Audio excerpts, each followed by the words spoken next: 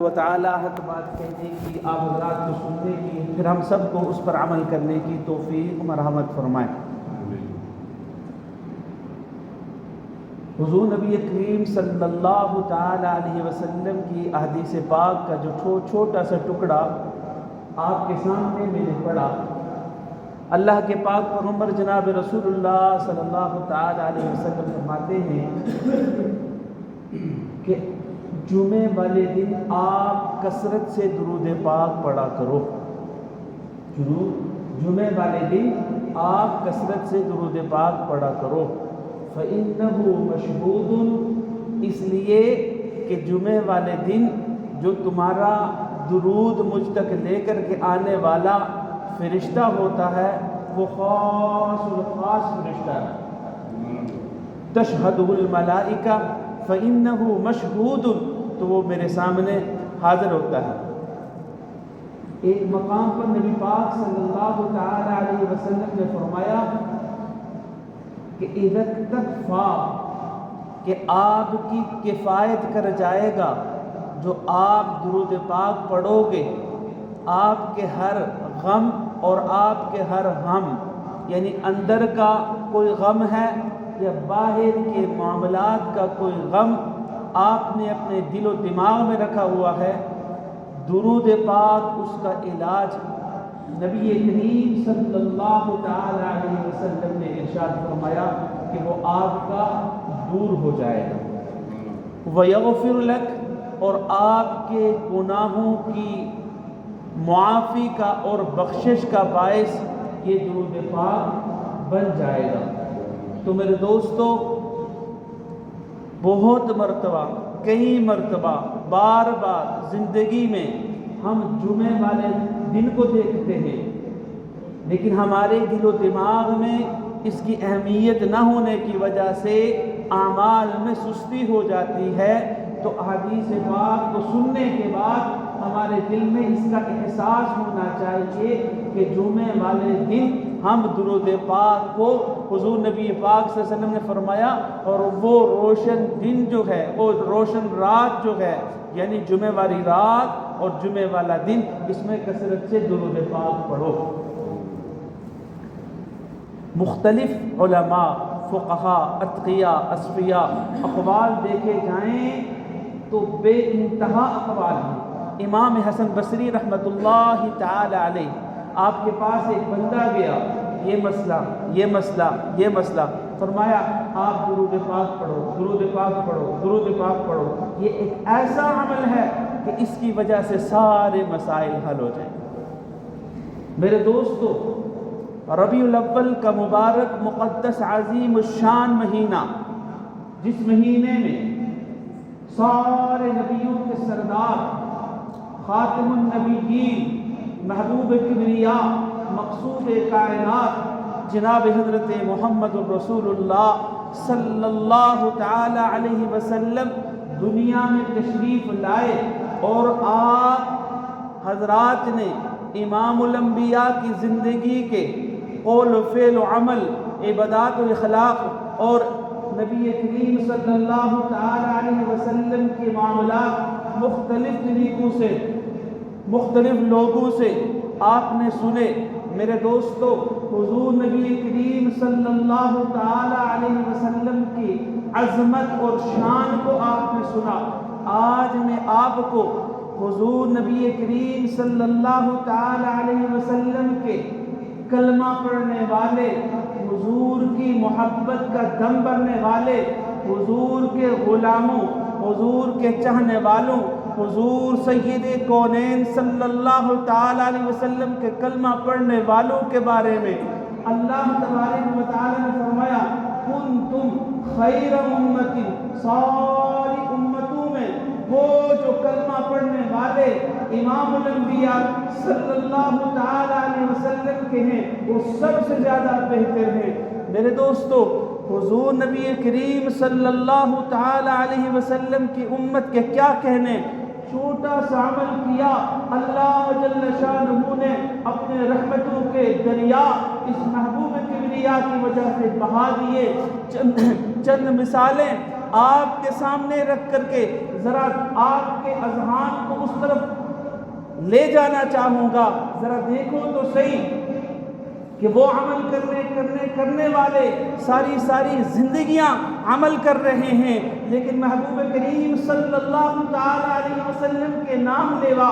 فرمایا ایک وہ امتی ہے جو فجر کی نماز پڑھتا ہے، فجر کی نماز کے بعد ذکر میں لگ جاتا ہے، اذکار میں لگ جاتا ہے، درود پاک میں لگ جاتا ہے، طلوع آفتاب ہو جاتا ہے، 2 رکعت نماز نفل پڑھتا ہے۔ امام الانبیاء جناب حضرت محمد مصطفیٰ صلی اللہ تعالی علیہ وسلم نے فرمایا عام نہیں بلکہ اللہ تبارک و تعالی کے حضور اجر اور ثواب اور مقام اتنا مل چکا ہے کہ حج اور عمرے کا ثواب مل گیا۔ ایک صحابی پوچھ رہا ہے، فرمایا یا رسول اللہ کیا پورے کا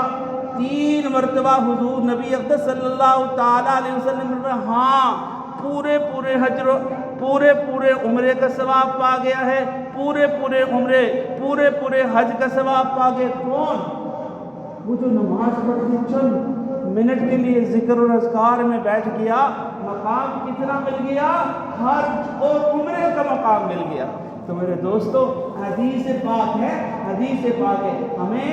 سننے کے بعد ہمارے دل میں یہ احساس ہونا چاہیے کہ ہم جہاں بھی فجر کی نماز ادا کریں نا،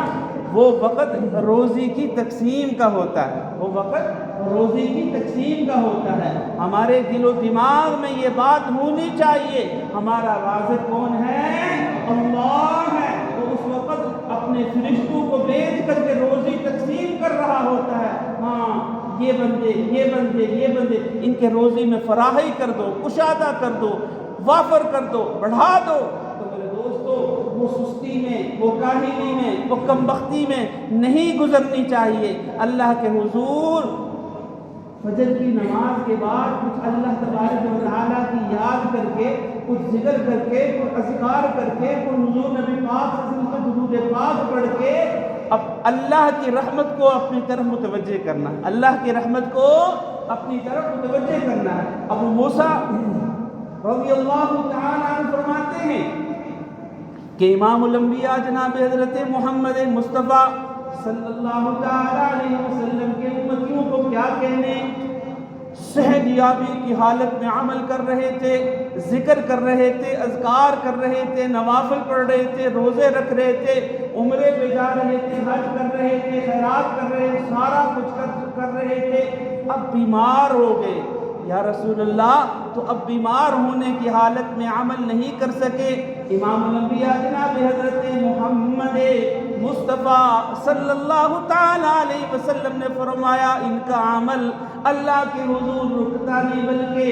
لکھنے والے کو حکم ہوتا ہے کہ ان کے عمل کو جاری رکھو، اس لیے کہ صحت یابی کی حالت میں عمل کیا کرتے تھے، صحت یابی کی حالت میں عمل کیا کرتے تھے۔ اسی طریقے سے مقیم ہیں، ایک جگہ پہ قیام کیا ہوا ہے اور قیام کی حالت میں وہ عمل کیا کرتے تھے، لیکن اب سفر شروع کر دیا۔ اب سفر میں کتنے دن گزر جائیں گے، مہینہ لگ جائے گا، ڈیڑھ لگ جائے گا۔ اللہ تبارک و تعالیٰ کے پیارے نبی صلی اللہ تعالی علیہ وسلم نے فرمایا سفر کے دوران چونکہ اپنے سفر کے الگ تقاضے ہوتے ہیں، لیکن اس بندے کا، اس امتی کا جو وہ عمل ہے وہ رکنا نہیں چاہیے، وہ جاری رہنا چاہیے، تو میرے دوستو یہ امتی کی شان ہے، یہ امتی کا مقام ہے، یہ امتی کا مرتبہ ہے جس نے جناب محمد رسول اللہ صلی اللہ تعالی علیہ وسلم کا کلمہ پڑھا ہے، جس نے کلمہ پڑھا ہے۔ چھوٹے سے مختصر سے جملے ہیں، کون سے جملے ہیں؟ رضیت باللہ ربا، ہے اللہ میں آپ کے رب ہونے پہ راضی ہوا، آپ کے رب ہونے پہ راضی ہوا، وبالاسلام دینا، ہے اللہ میں اسلام کے دین ہونے پہ راضی ہو گیا، اسلام کے دین ہونے پہ راضی ہو گیا، وبمحمد صلی اللہ تعالی علیہ وسلم نبیّا، اور امام الانبیاء خاتم النبیین جناب حضرت محمد مصطفیٰ صلی اللہ تعالی علیہ وسلم کے نبی ہونے پہ راضی ہو گیا۔ راضی ہو گیا اللہ تیرے رب ہونے پہ راضی، اسلام کے دین ہونے پہ راضی، محمد مصطفیٰ کے نبی ہونے پہ راضی ہو گیا۔ فرمایا یہ جملے 3 مرتبہ جو صبح پڑھتا ہے شام پڑھتا ہے تو کیا ہوتا ہے؟ حضور نبی اقدس صلی اللہ تعالی علیہ وسلم نے فرمایا دنیا کے اندر اللہ تبارک و تعالی ایمان کی حلاوت اس آدمی کو نصیب کریں گے، ایمان کی مٹھاس اس آدمی کو نصیب کریں گے۔ دوسری حدیث پاک میں ہے اللہ جل شانہ نے فرمایا جب یہ ہم سے ملے گا نا تو ہم اس کو راضی کر دیں گے، جب ہم سے ملے گا تو ہم اس کو راضی کر دیں گے۔ کملی والے امام الانبیاء جناب حضرت محمد رسول اللہ صلی اللہ تعالی علیہ وسلم نے فرمایا اور جب ہم سے ملے گا تو ہم اس کا ہاتھ پکڑ کر کے اس کا ابدی اور دائمی اور حقیقی ٹھکانہ جو جنت ہے اس جنت تک پہنچا دیں گے، جنت تک پہنچا دیں گے۔ الفاظ کیا ہے کہ اللہ میں تیرے رب ہونے پہ راضی ہو گیا، تو ہی میرا پروردگار ہے، یہ سانسیں تیری ہیں، یہ آنکھیں تو نے دی ہیں، یہ چلنا تو نے اللہ کریم اللہ دیا ہے، ہاتھ پکڑنے کی طاقت تو نے دی ہے، ایک ایک سانس کا میرے اللہ میں تیرا محتاج ہوں۔ اور اسلام ہے اللہ فَلَن يُقْبَلَ مِنْ، ہے اللہ تیرا فرمان ہے کہ میں کسی اور راستے سے آ نہیں سکتا، اے اللہ جو احکامات اسلام کے ہیں میں ان کو قبول کروں گا کیونکہ محبوب دو عالم صلی اللہ تعالی علیہ وسلم یہ لے کر کے آئے، تو اس کی محبت دل میں ہونی چاہیے، اس کی محبت دل میں ہونی چاہیے۔ اور تیسرا ہے اللہ میں حضور نبی اقدس صلی اللہ تعالی علیہ وسلم کے نبی ہونے پہ راضی ہوا، تو راضی ہونے کا کیا مطلب ہے؟ حضور کی محبت، جس طرح نماز کا تقاضا ہے نا فجر پڑھو، ظہر پڑھو، عصر پڑھو، مغرب پڑھو، عشاء پڑھو، ٹھیک ہے نا، یہ سارے تقاضے اللہ کے احکامات ہیں، اس طرح اللہ کا یہ حکم ہے کہ میرا محبوب ہے اس سے تم محبت کرو، اس سے محبت کرو۔ حضور نبی پاک صلی اللہ علیہ وسلم کی محبت کا تقاضا یہ ہے کہ نبی اقدس صلی اللہ تعالی علیہ وسلم کی ذات بابرکات کے ساتھ محبت کی جائے، اور حضور نے جو اعمال دیے نا ان اعمال سے بھی محبت کی جائے۔ حضور نے اعمال دے دیے، ساری زندگی کے جتنے شعبات ہیں ان تمام شعبات کے حضور نبی پاک صلی اللہ علیہ وسلم کی تعلیم، احکامات، پیارے فرمودات موجود ہیں۔ ہم کو بے سہارا نہیں چھوڑا، ٹھیک ہے، دنیا کے کسی حصے میں چلے، دنیا کی زندگی کا کوئی مرحلہ ہے اس مرحلے کی تعلیم ہمارے نبی پاک صلی اللہ علیہ وسلم نے ہمیں دی ہے۔ وہ کافر ہی تو تھے نا جو مانتے نہیں تھے، وہ ہنستے تھے کہ کیسا نبی ہے کہ جو اپنے چاہنے والوں کو، اپنے پیاروں کو، اپنے محبوبوں کو، اپنے کلمہ پڑھنے والوں کو واش روم جانے کا طریقہ بھی بتا رہا ہے کہ ایسے جانا۔ تو میرے دوستو حضور کے طریقوں کو سیکھ کر کے ہم جب واش روم میں جائیں گے نا نماز کا ثواب ملتا ہے جناب، جمعے کا ثواب ملتا ہے، نوافل کا ثواب ملتا ہے۔ ہم تو یہ کہتے ہیں ہم اپنے نبی کے طریقے پہ جب وہاں جائیں گے وہاں جانا ضرورت اپنی تھی، تقاضا اپنا تھا، لیکن عبادت بن کر کے اجر اور ثواب اللہ کی ذات دیتی ہے کہ حضور کا مبارک طریقہ۔ اور جب اللہم انی اعوذ بک من الخبث والخبائث، ٹھیک ہے، ان جنوں اور جنیوں جو خبیث ہیں، جو شریر ہیں، جو شرارت کرتے ہیں، اللہ تبارک و تعالی سے ان کی پناہ مانگ کر کے جائیں گے کہ اللہ ان سے پناہ دینا۔ ائمہ لکھتے ہیں کہ بہت سارے لوگ اوہام کے، وہم کے، میں نے وضو کیا پھر وضو کروں گا، پھر غسل کروں گا، پھر وضو کروں گا، ان کو یقین ہی نہیں آتا، وہ گمانوں میں گھومتے رہتے ہیں، ایسا گمان، ایسا گمان، ایسا گمان۔ یہ وجہ یہ ہوتی ہے کہ وہ اس چیز کا خیال نہیں کرتے، اس تعلیم کا، اس فرمان کو مد نظر نہیں رکھتے۔